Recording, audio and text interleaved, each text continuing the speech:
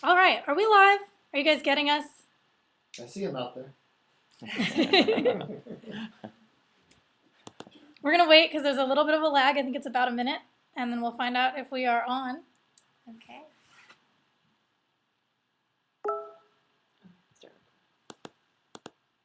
All right, I think everyone can hear us. We are live. A little bit of a second start here, but we are good to go. My name is Chelsea. I'll be curating this event and fielding questions from our bloggers. And I'm here with three fabulous winemakers from Dry Creek Valley who are here to represent Wine Growers of Dry Creek Valley, which is a trade association, a community of about 60 wineries located in Dry Creek Valley, which is a small appellation in northern Sonoma County. And so with me today, I have Dan Teldeschi from F. Teldeschi Vineyards, Ashley Hertzberg from Amista Vineyards, and Bill Frick from Frick Winery. And I'm going to let these ladies and gentlemen introduce themselves in just a moment here. But before I do that, I want to give a shout out to our bloggers. We have 12 of you guys at home dying to try these wines. So I will try to make it short and sweet, but I do want to say hi to everyone out there right now. We've got Roger Beery from Bacchus and Beery, Bo Caruffel from Bo's Barrel Room, Ariana Armstrong from Grape Smart, Giselle Quillen from My Vine Spot, Jean Wilson from Red Wine Diva, Callie Pate, the Eco Chick or Eco Chic, Luis Alberto, the Wine Hub, Robert Piro from Seed Stock, Sherry Hausman, Wine with S.L. Hausman, Mary Kressler from Vindulge, Allie Merrick from My Wine Words, and Monica Moeller, who is also known as Fab OC Wine Chick. Thank you so much for joining us, and thank you for being here. Thank you for having us. Yeah, thanks for having me. So Dan, I'll let you get started telling us about yourself. I'm Dan Teldeschi, owner winemaker at F. Teldeschi Winery. You did say vineyards, but it's winery. Anyway, so I've been making wine at my winery since 1993, and I've been making the Terra Luna blend, which we're going to be tasting today, since 2004. I brought the 2006, which is the one we're drinking right now. 4 and 5 are sold out.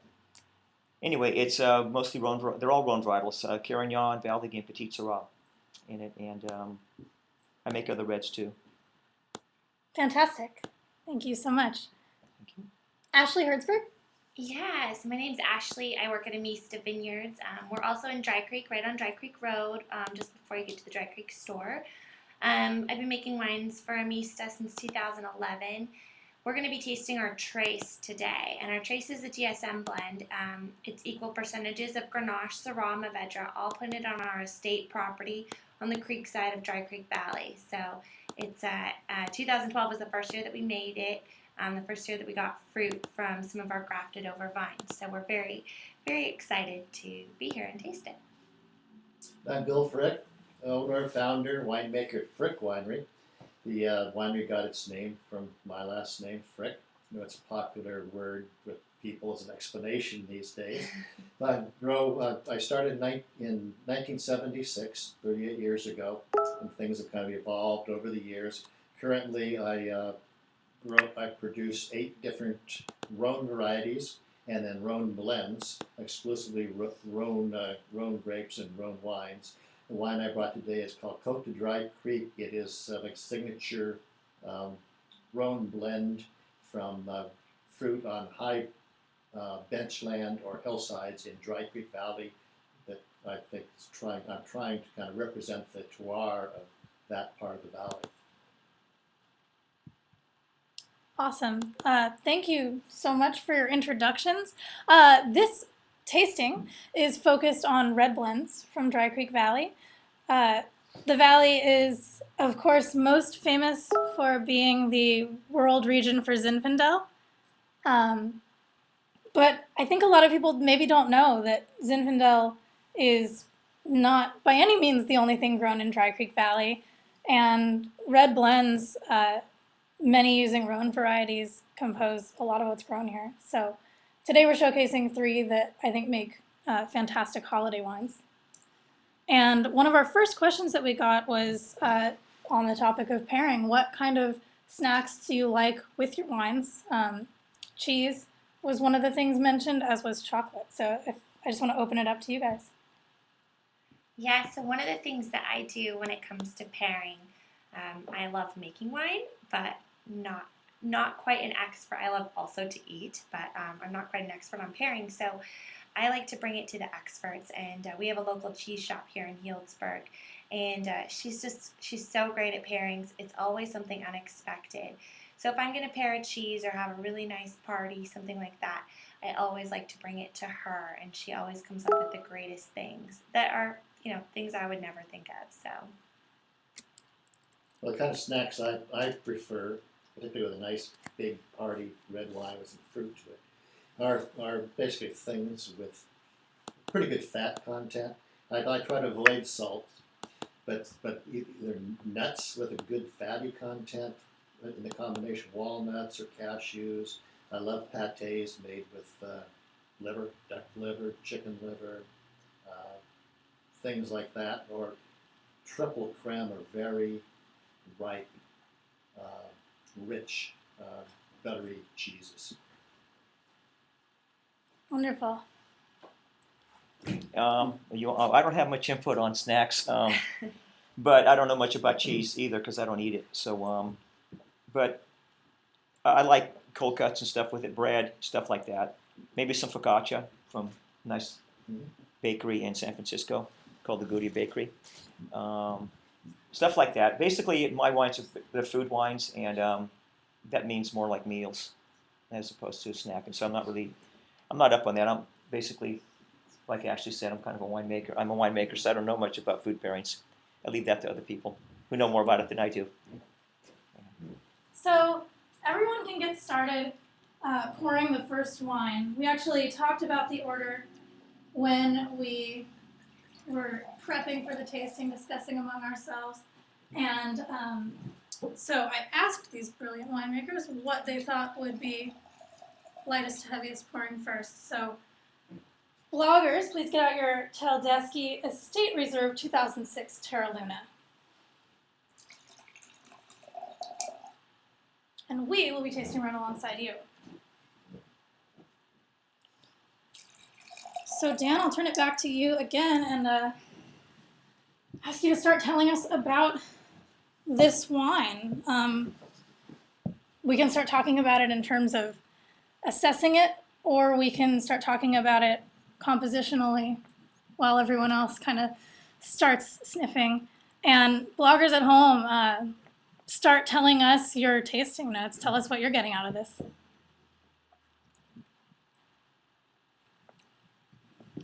So I'm on again. You're on. It's you. Okay. Well, the composition is 40% Carignan, 36% Val d'Agui, and 24% Petit Syrah. And this still seems like it has a pretty good bright acidity and nice upfront fruit. And it's got nice color too. Anyway, this is the third one I've done. I started with the 2004. Did you want to find out how I came up with this blend, or is that later on? Oh yeah, absolutely. Tell us how you come up with this blend. This blend. The first thing, can I Go ask? ahead. The first thing that I wanted to know about is how many people out there have heard of Val d'Agui, which I, until this moment in time, was pronouncing Val d'Agay. And a day ago, I was pronouncing it Val d'Ague. I think this is probably the most obscure grape in our lineup. And so tweet us if you know anything about this grape, what you know. And we'll be asking Dan to tell us what he knows. Val d'Agui. Yes, everybody used to pronounce it Val d'Agui until some French people came in my tasting room and said, no, it's Val d'Agui. So I've been pronouncing it that way ever since, and I think it's the right way to do it.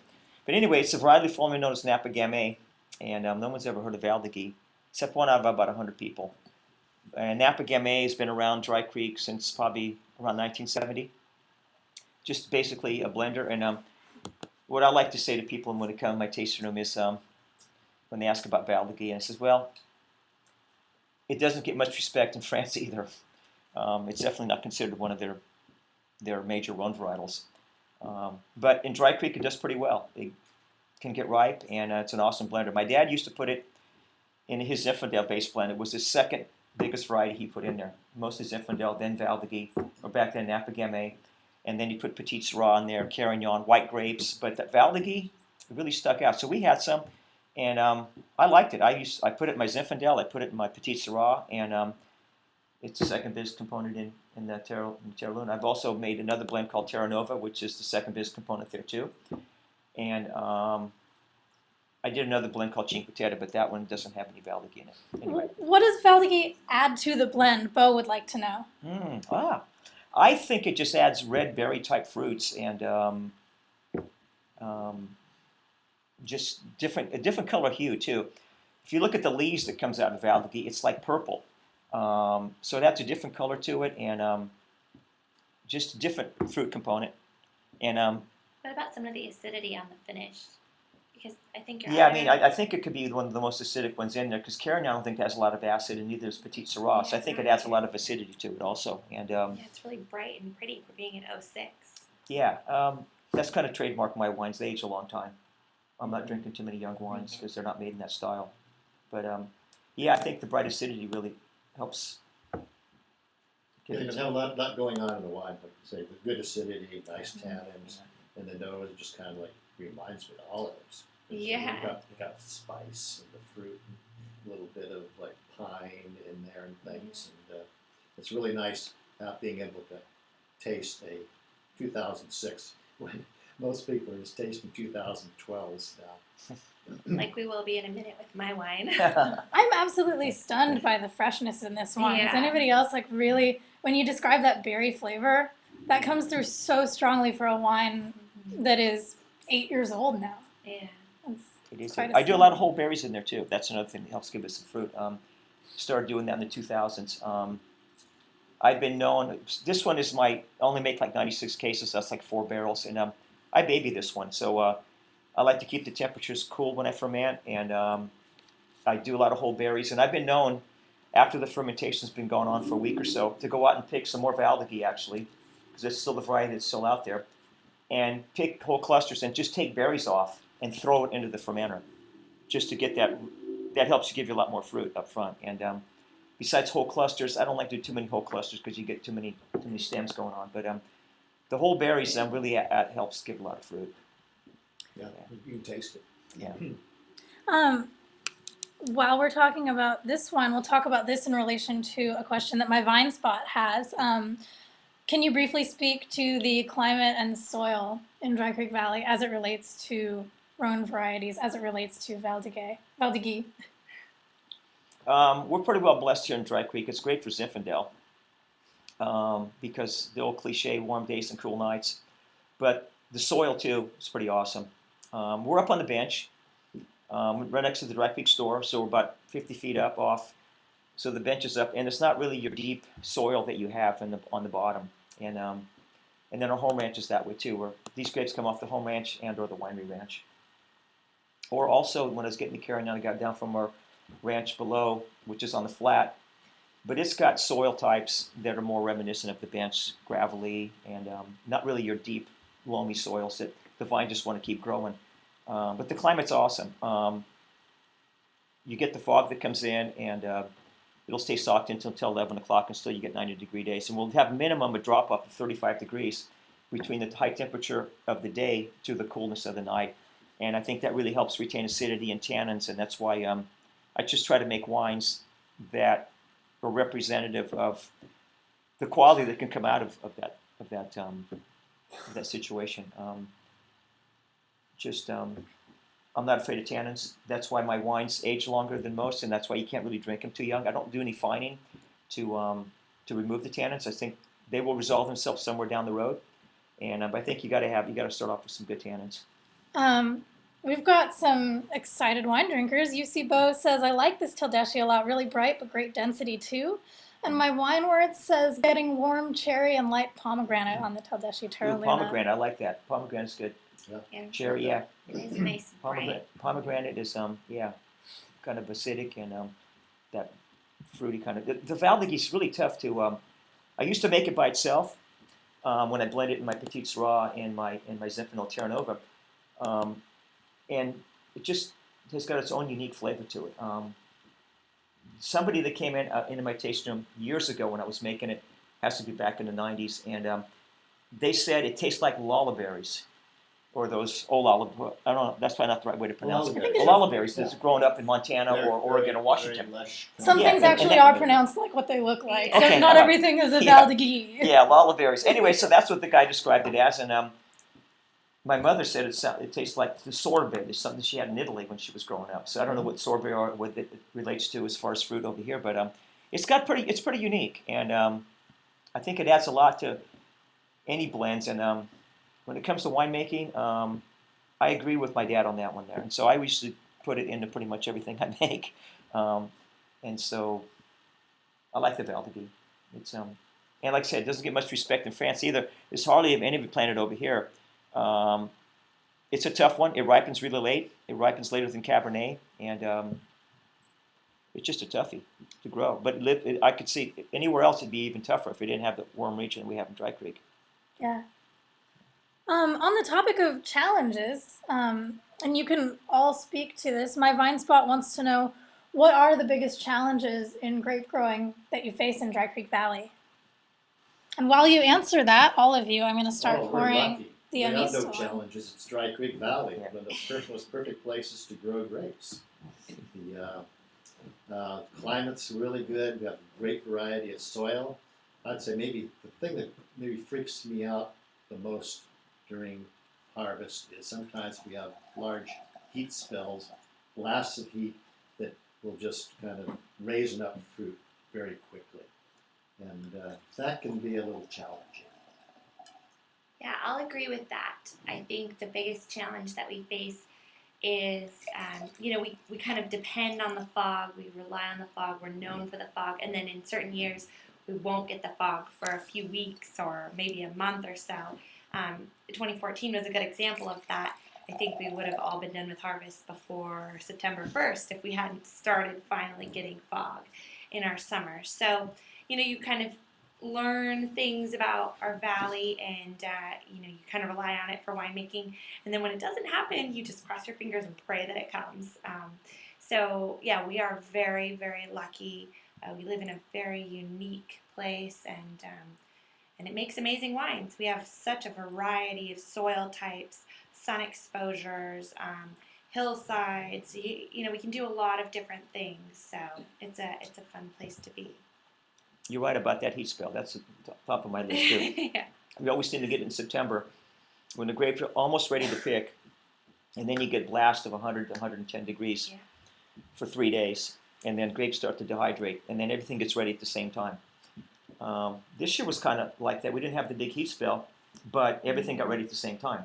Yep. Yeah. But the other thing that worries me more, the challenge, is early rains, and was something we haven't really dealt with since like 1985. We've only had those 3 bad years, really. 89, 98, and then 2011, we had rain on October 3rd. So, but basically, early rains coming in while you still got grapes out there. These varieties are thin-skinned and prone to rot. Zinfandel, Carignan, Petite Syrah. Valley can handle it. It's a little bit thicker skin. And Cabernets can handle it too. But, man, these when you get early rains and you start to get rot, that's the biggest challenge. It's not much. It's Mother Nature, basically. Well, we're getting more awesome feedback on your wines. We have UC Bo saying that he's just really excited to be tasting something with 8 years of age on it. I think we all agree with that. And I think it's so neat to have it in a lineup with 2 other vintages, both a little younger. My wine word said fabulous acidity, excited by this one. Mary Kressler agrees with Bo and says that she wishes that she could have tasted it just after bottling for comparison. And Roger Beery brought up the holiday blends and said that he thought it would be awesome with smoked turkey. I agree too, because of the cranberry and the pomegranate type of flavors you get out of it. I always think it's a great turkey wine, and other things, other white meats too, chicken, or even game like duck or goose or something like that. I think it goes good with some of that lighter lighter white meats kind of thing. Pork too. Don't forget pork, the other white meat. Yeah. I was thinking even the side dishes on the Thanksgiving table, like some of the sweet potatoes and things like that, would really complement because this has a nice bright acidity. So when you're eating something really rich, like a a yam or a sweet potato, Yeah, it might when there's yam casserole with the Yeah. mushrooms melted on top. With a great acidity in here, it'd be really Yeah. I nice. just that was the first thing that came to my mind. Yeah, I'd love it. Well, while you're talking, Ashley, why don't you tell us more about the Amista Tres that we have in our glass? Yeah, I'd love to. So this is our 2012 trace. Like I said, this is a GSM blend. So Grenache, Syrah, Mourvedre, 33% of each. It's from our estate vineyard right in Dry Creek. We have about 22 acres planted to Chardonnay, Grenache, Syrah, Mourvedre, and Petite Syrah. So it's a really unique soil type. It's right by the creek. We get kind of our own little weather pocket, as you'll find in a lot of places in Dry Creek. And it's ended up being a really great place for Rhone varietals. And we might even move a little bit more toward more Rhone varietals. This was our first year making the blend. Like I said, we had grafted over some of our vines from Syrah to Grenache and Mourvedre just to be able to make a blend like this. And it's been just so fun. It's been so well received. It's a little bit earthier. You can really taste where it's grown, but it's one of my favorites. And they're all fermented separately. We pick them. They all ripen at extremely different times. The Grenache usually comes in first. Grenache, if you don't know, throws a really big crop and has no trouble ripening any of it. The Mourvedre comes in. I mean, I'm like praying that it'll come in before Christmas, usually, and the Syrah comes in kind of between them. So we ferment them separately, we age them separately, and we put the blend together a couple months before bottle. So it's kind of a fun one. You get to watch each of the wines come into their own and then put the blends together, which is my favorite part about being a winemaker, the blending. So I love that you just happened to come out with the right blending being equal parts. Yeah, so that was not originally what I thought it would be. I thought that the blend would be Grenache based. I really loved our Grenache. It has lots of orange zest, lots of just really pretty floral characters, and I thought a little Syrah would give it some backbone. The Mourvedre would give it some high tone fruit, and I didn't like it as the base, and so I kind of worked backwards from there. I started at 90% Grenache, and I kept working my way down. So it was a few day process of elimination, and I actually brought some blends and tasted with the owners of Amista, and we hit on this one, and it was unanimous. It was a really easy decision, and it just worked out. And I promise you, it doesn't always work out that way, and it probably won't for 2013 when I put those blends together in a couple of weeks. But the 2012, it did work out this way. So. How long's it been in the bottle? When did you bottle this one? I bottled it in February of last year, of this year, of 20. So it's got 8-9 months in the bottle then. Yes. Cool. Yeah, those three grapes came together really nicely Yeah. in that proportion. I really like the cherry I get in this, and like you said, that orange peel, Mm-hmm. and really nice acidity, nice round center. Yeah, I it's can see fun 'cause this I can- with turkey also. Yeah. And I can pinpoint, what of each of the varietals, what each of the characters comes from, like that's Grenache, that's Syrah. But together, you don't really get one varietal over another. And I think it just makes a really pretty blend. So, Well, that's one of the interesting things when you do the cellar blends. Yes. You kind of get used to those personality, yeah. those wines before you start putting them together. Exactly. And then it makes them a little easier to identify them once they're in the Yeah, final exactly. wine. You know all those components so intimately. Yeah. Yes, I would agree. And everyone in the blogosphere agrees with you. The feedback on this one is also really positive. People are loving the combination of the bright fruitiness with these kind of darker spicy notes and really interesting earth qualities. Yeah. I got a bit of a smoky, almost like a Sandrin kind of finish on it. And someone mentioned fennel, Yeah. which I definitely Yeah. picked up when I heard it. And my Vine Spot asked a fabulous question on that note, which was talking about how you balance science and art in the cellar. You were talking about how to blend to get these like pretty things, Yeah.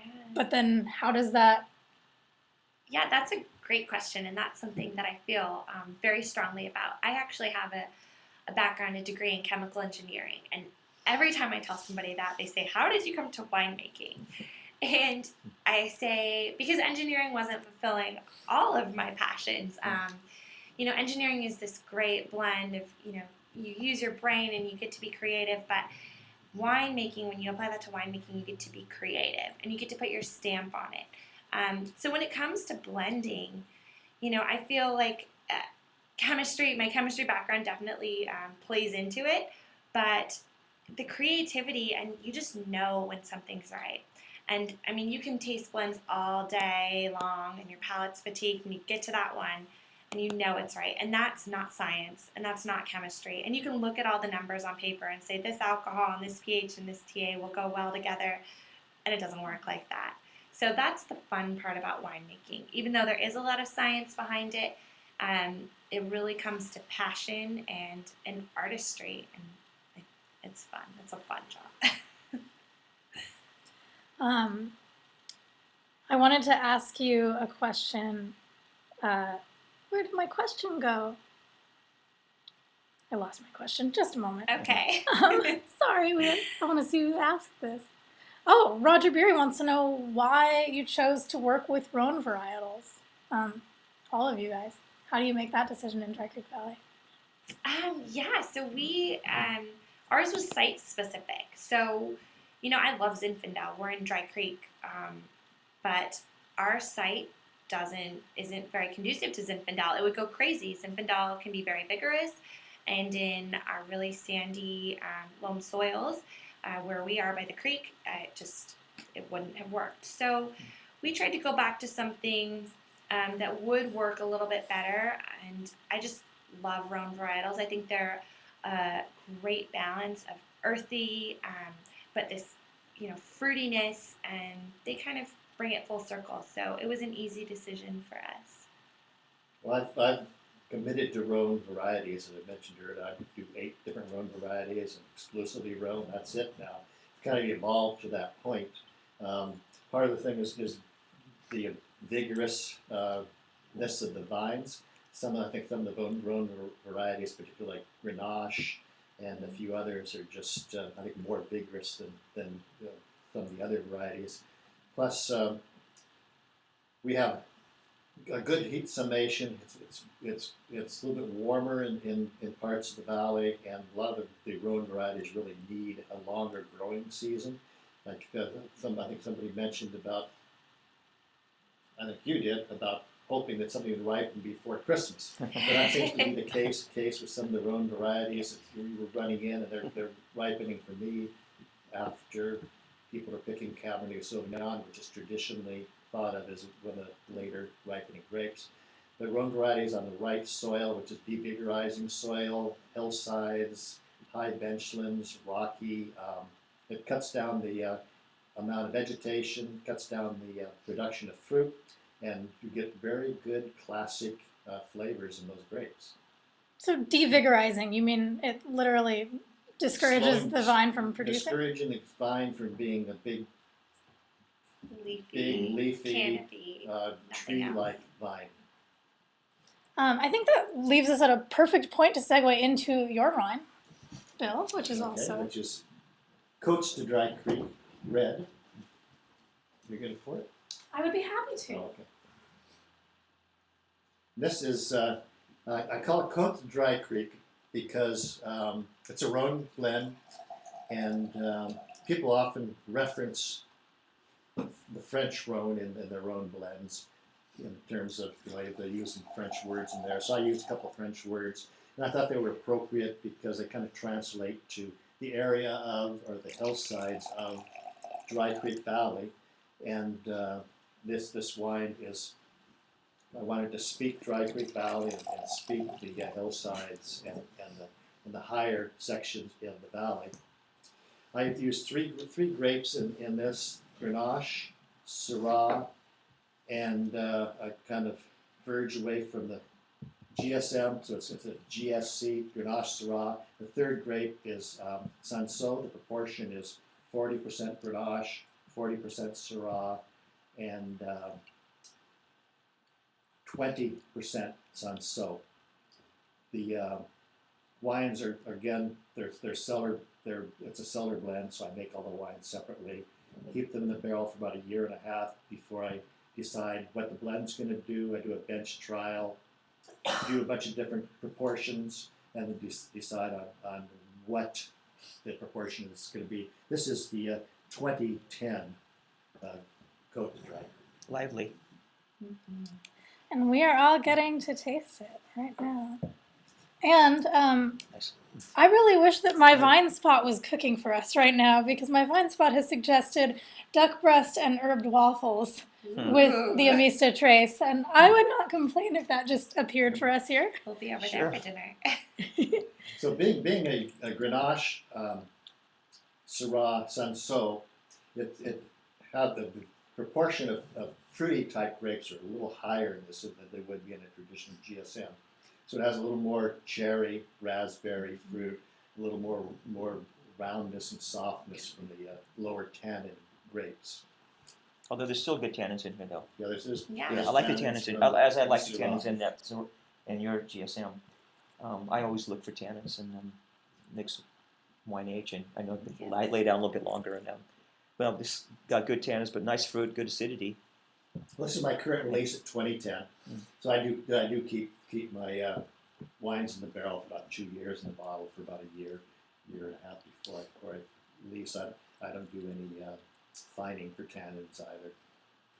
But tannin is something you gotta have to go with food. These are all table wines, and if you're gonna sit down at a table and have your turkey or your pheasant or your ham or your Duck. tofu or whatever you're having for Thanksgiving, I think tannin goes with all of it. I think we tasted in the right order too, because Yes. they keep getting more tannic. Yours is more tannic than the 12 of hers, and yeah, that's nice. Mary Kressler says this wine is bold, dark, and velvety.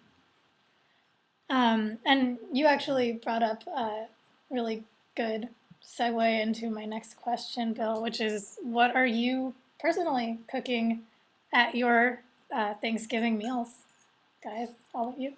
This year I don't have a plan yet, but I can think of past things. Usually it's got to be turkey. Heritage turkeys are getting a lot of press, and I think it's deserved. But I've had some of these heritage turkeys that aren't just the big butterball type. They have more of a meaty characteristic to them, more flavor, and they're much better with wines like this, with some tannins, red wines, and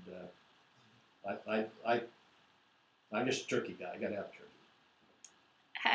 My husband has requested duck, so I will be attempting to make duck for one of the very few times in my life that I have made it. So he is a big fan of that. You know, just a little bit gamier. Duck would pair perfectly with any of these three wines, so I'll be looking forward to that. We stick to tradition. My mom does turkey with the stuffing, so which is traditional turkey. You drink your own wines over dinner? Generally, Amista actually, we make a line of estate sparkling wines. We make an estate sparkling Syrah and a sparkling Grenache. So I usually start with those as kind of a prelude to dinner and move into either our Grenache or our Trace. They pair perfectly. They have the right amount of earthiness, and we have them. Not to have a house palate or anything, but yeah, we tend to drink a little bit of our own wine. So Yeah, as you should. Yeah. It's like overachieving when you're cooking Thanksgiving Yeah. dinner and you also made the wines on the Yeah. table, right? Well, I do too. I drink my own wine with the holidays. It's just, they're part of the family. yeah, So, and I've got like 14 different wines to pick from. So the table's full of frick. I've got rosé, white, Grenache Blanc, Viognier, Counoise, varietal, Grenache, and a lot of different blends, and just a great variety. It's really fun. Just have them all out there and let people have a little bit of each and just see what they think the perfect pairing is with whatever they're having on their plate and whatever's in the bottle. Yeah, same here. We put, besides, Terra Luna is my mother's favorite. This is the only label that I use. If you get an up close, if you've seen it, it's got a picture of my mom and dad on it when they just got married in Lucca, Italy in 1950. And Terra Luna Sweet. is a name that really, I didn't want to use this name for this blend. It's the third blend I've done. All my blends have the word Terra in it. But they're at La Luna restaurant, at La Luna Hotel in Lucca. So my gal Julia, who used to work for me, she kept pounding on me because I got to have the word Terra in there. So she goes, Terra Luna, Terra Luna. I said, no, it doesn't make any sense. Earth, moon, dirt, moon.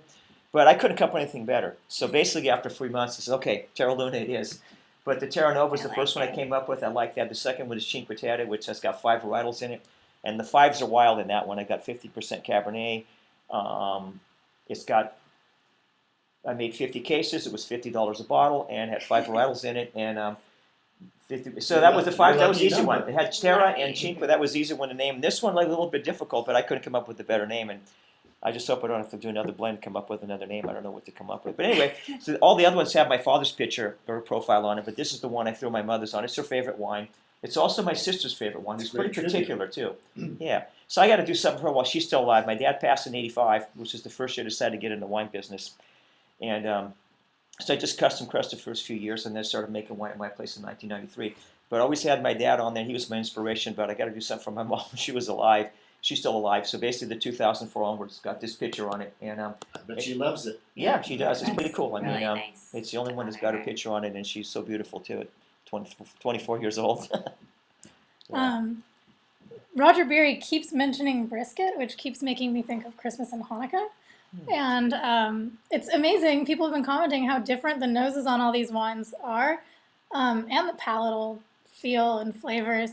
But it is, I do feel like duck, turkey, a lot of these fall flavors, even cranberry sauce and brisket, kind of come to your mind when sipping on all of them. Brisket or on the beef line, standing rib roast. Mm-hmm. Oh yes. Mm-hmm.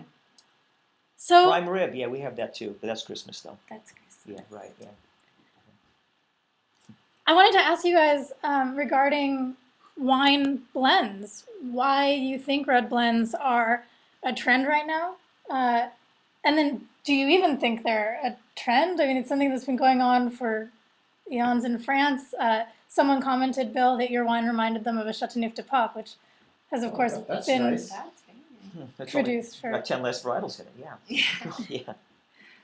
So what do you I think grow about the blend? A Counoise, which is used sometimes used in Chateauneuf du Pape. And this particular blend does not have the Counoise, but I do have some blends with Counoise, which is also, like you were saying about how Baldigie makes its statement. Mhm. This is another great, in small proportions, 10% makes a pretty good statement. You grow the Counoise? I grow the Counoise. Oh, you do? Now it makes a pretty big statement in a blend. That's really cool too. But I think we're just kind of coming back to blends. I mean, originally everything was blends. Then in the United States, in the 60s, we got into 70s, we got into a varietal craze. Everybody was interested. Oh, there's actually different varieties of grapes. Everybody just thought a grape was a grape. Yeah. Then they were interested in Cabernet Sauvignon and Zinfandel and all this Chardonnay, and now it's getting back to where it's possible to start mixing them up again. I think blends are great. I always feel you can make a better wine by blending it. Even though I've got varietals of Petit Syrah or Zinfandel, I've always blended other things into it, especially the Rhone varietals. And kind of getting back to that question that I didn't get to answer, how come we go, what I think about Rhone varietals, I got into it. It's on our vineyards. We got 70 acres in vineyard, 45 is planted in Zinfandel, but there's 8 to 10 acres each of Carignan and Petit Syrah. And they always make it into the blend. Well, my dad was making wine, made it in the blend along with the Val-d'Agui, and even threw white grapes in there too. So the blends are, I think you can just create your own monster with the blend, and it just kind of gets your creative juices flowing. It gives you more winemaker discretion. I think that it used to be back in the old days. Remember, it was 51%. That would have a varietal to be called a varietal, Which was basically a blend. which is basically a blend. Exactly. Yes. Then they moved it to 75. Well, I think they erred a little bit on the high side. I'd like to see it lowered down to like 2/3. Give the winemaker more flexibility to blend other things into varietals to make them different. I don't think 25% of blending something into a varietal is really going to make it that much different. But getting down to 67%, you can kind of create your own monster and do different things. But the blends, there's no rules on that. So I dig that. And like I said, I've got 3 different ones, and I created them for reasons to make them a little bit more approachable than my Zinfandel Petit Syrahs. One of the most difficult thing with blends, maybe everything that's not a varietal, it would be a blend. One of the most difficult things with blends is finding a name for it. Right. There's Yeah, there you go. There's just Yeah. so many names out there. A name, and then, but the You're gonna thing have is to call that it- blends are tough sells too, because in restaurants or wine shops, I mean, you can only put so much on the label, but people don't know what it's going to taste like, and that's why I think you need the help from the staff. But blends are tough sells in restaurants. People aren't going to want to be Yeah, that risky, yes. and it's tough to sell a blend, no matter how fabulous it is. People don't know what it is by looking at the year and what it's called. As if they had a chance to taste it, it's, oh yeah, this is pretty awesome stuff. But blends are tough sells because of the people don't want to take the risk and get stuck with something they're not going to like. Yeah. My Vine Spot kind of asked that question. She wanted to know how wines, especially blends, Rhone wines, are received locally. And that kind of answered it on a broader scale, but Yeah, we pour this out of our tasting room, mostly for our wine club members, and they go crazy for it because it's something that's a little bit special and a little bit unique. It's something that they can pull out at a party or a holiday meal, and it's something that they can explain. And I almost feel like our wine club members take a little bit of ownership themselves. They've sought out this really amazing blend that they love, and they really relish the ability to be able to tell this story and tell why we came to plant this, why we came to blend it in these percentages. So it's nice to be able to have that relatability to our customers, and I could see why it would be really hard in a restaurant to sell a blend. So And tasting room is pretty cool because people get a chance to taste it. So it does pretty well when people get a chance to taste the wine. yeah, Then if they like it, they'll buy it. yeah. So I think it's received pretty well. Like I say, if you get them to try it, and I know a lot of people come. Even today, if somebody came into my taste and said, "Oh man, I heard you're famous for Zinfandel." Yeah, but you got to drink my Petit Syrah, my Terranova, my Cab Franc before you get to the Zinfandel, because I got a certain order you got to go to, But it gets them in, and then it's like, oh, they don't even leave with the Zinfandel; they'll leave with something else. So Rhone varietals do really well in Dry Creek. Like I said, they've been planted there since the 1880s. In matter of fact, they were field blended, and we had some of those blocks. We had Zinfandel, Carignan, Petit Syrah, even some Cinsault. We call it Malvasia. White grapes too, and now they're all gone, thank God. But they were a pain because you had to. Well, you're supposed to keep them separate. so Yeah. this brings me to a question from Mary Kressler, which is to each of you. What is your favorite grape to grow in Dry Creek Valley, and why? Wow, Good question. So hard to pick favorites. good question. Wow, to grow. My brother does the growing in our family, so that's a tough one. I Growing think grapes. it really depends on your site.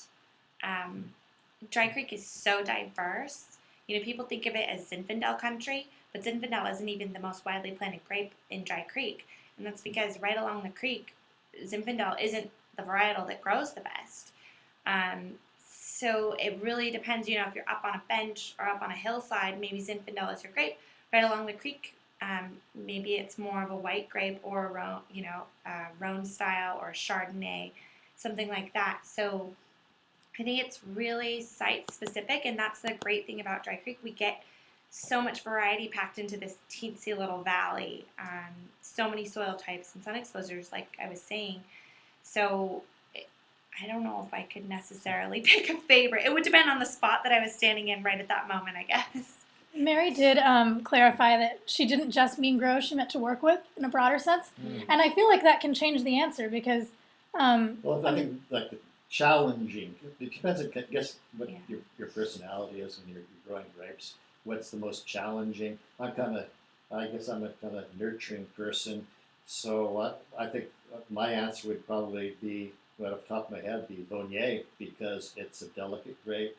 It needs to be babied, so I can go out there and baby it, and it starts tasting really good when it starts getting ripe, and makes a very, very nice, luscious wine. So I think I just like babying Viognier. I like Zinfandel. It presents the biggest challenge as a winemaker.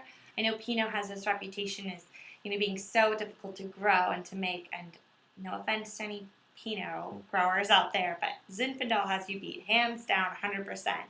Zinfandel is one of those varietals that you need to be out there every single day and checking it, monitoring it. You'll get 5 different stages of ripeness on one cluster, and then you get it into the winery, and it has a whole new array of problems. So Zinfandel kind of has a special place in my heart, and I think it's just the most fun and takes the most energy. So that's what I like to grow and make. Zinfandel is, it's pretty unique because you'll get, like I said, you get those raisins, but it's the variety that takes the longest to bloom. Most varieties will bloom in two weeks if they read the book, but Zinfandel takes 3. And according to Dave Raffinelli, that when you get those really weird cold weather, rainy during bloom, it could take 4 weeks to bloom, and that means you got stuff that bloomed in 1 week and then 4 weeks later. And the stuff that comes first, it turns colors first. It's the first one that turns raisins. You never know what you have with Zinfandel. A lot of second crop too. A lot of second crop, yeah.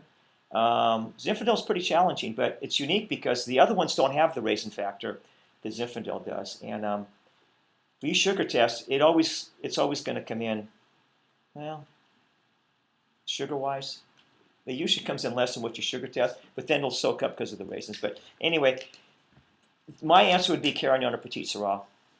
I like those varietals. The Zinfandel is pretty challenging, but Carignan and Petit Syrah don't have the raisins, and you can kind of see what you have with those. And Valdicky is pretty interesting too. It's a late ripener, so but try to put it early. Prune it early and get it going early. They're all and, fun. Yeah, it's Yeah, fun. It's they're fun. all They're all fun. challenging. They're all fun, and the Rhone varietals do pretty well in Dry Creek. The Eco-Chick wants to know whether the wines that we're drinking today are organic, and someone else, I'm scrolling back, asked us how big the farm-to-table, grape-to-glass movement is within Dry Creek Valley. So I'd love to hear your thoughts on the popularity of organic and locally sourced food and wine in the region, as well as what practices might look like in the Well, vineyard. it's getting to be a lot more diversity in Dry Creek Valley. It's not all grapes. I mean, there's farms in the valley that do produce organic fruits and vegetables, and a lot of the restaurants here in Healdsburg source their produce, and actually some meats now actually from farms in Dry Creek Valley or the area with restaurants to pair with Dry Creek wines. In general, my wines are not certified organic. You might say grapes are more sustainable, which means that I use very good practices in terms of the environment. I don't use chemicals, herbicides, pesticides, things like that, and not certified organic, however. I was just going to say, we can talk about this in terms of sustainability, which is really a huge part of Dry Creek Valley and its aim as a whole to. Yeah, well, most people in Dry Creek Valley live in the middle of their vineyards, and so the vineyards are they're producing grapes, but they're almost like their own garden. They don't want a lot of bad things going on around them, and so it's sort of like the vines are out here, they're right out my door, and I'm treating them in a very sustainable way. There's a lot of incentive to keep your own backyard beautiful. That's Yeah. right. And I think I agree with that. A lot of the winemakers and winery owners live right there in Dry Creek Valley, we're not separated from the process. My family, I live in Dry Creek Valley, so I want my kids to have this really farm to table experience. Just from our backyard, from our local neighbors. I mean, we buy our produce from somebody down the street. Our peaches are grown right there in Dry Creek Valley. So, I think people feel very strongly about where they live and keeping their community, bountiful and supporting it too. Because if we don't support our local farmers, they're not going to make it, and there's not going to be any local produce and things like that. So it's a community effort. I wanted to talk a little bit about, just to share that Sonoma County, as a wine growing region, made a pledge to certify all their wine grapes sustainably grown by 2019. And Dry Creek Valley has been a tremendous help. Everyone in Dry Creek Valley has been really on board, and Wine Growers of Dry Creek Valley have a program to help teach growers sustainability practices that they can implement toward those aims. So it's definitely been a huge cause and on the forefront of everyone's minds and actions here. Yeah. I mean, grape growing is a very sustainable agricultural endeavor. Grapes are pretty hardy pretty hardy plants. They aren't susceptible to a lot of diseases that need spraying of chemicals and so forth. The main thing is just to keep the soil nice and healthy, do good cover crops, do good tillage, and they are a good crop that can sustain itself in our climate here. And Remember the Wine Growers of Dry Creek Valley have done a lot already to support this initiative, even from the very smallest growers. So we're going to see this huge push towards sustainability, not just because it's mandated, but because there's that support there too. We're not just on our own trying to change anybody's practices. So all the farmers, from the very smallest, are moving toward this, and it's a real cooperative effort. And I think people really appreciate that on a really, really small level. So.